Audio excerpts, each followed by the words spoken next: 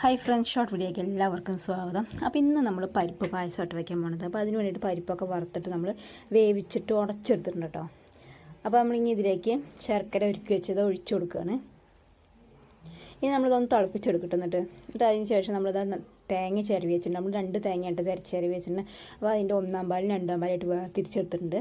അപ്പോൾ അതിനി ആദ്യം നമ്മൾ 2-ാം പാൽ ഇതിലേക്ക് ഒഴിച്ചു കൊടുക്കുകയാണ് ചെയ്യുന്നത്. എന്നിട്ട് നമുക്ക് തിളപ്പിച്ചെടുക്കാം. നമ്മൾ 2-ാം പാൽ ഒഴിച്ചിട്ട് തിളപ്പിച്ചെടുത്താൽ കുഴപ്പമില്ല കേട്ടോ. 1-ാം പാൽ ഒഴിച്ച് തിളപ്പിച്ചെടുക്കാൻ പാടില്ല. അപ്പോൾ നമ്മളിത് അങ്ങനെ 2-ാം പാലൊക്കെ ഒഴിച്ച് കൊടുത്തിട്ടുണ്ട്.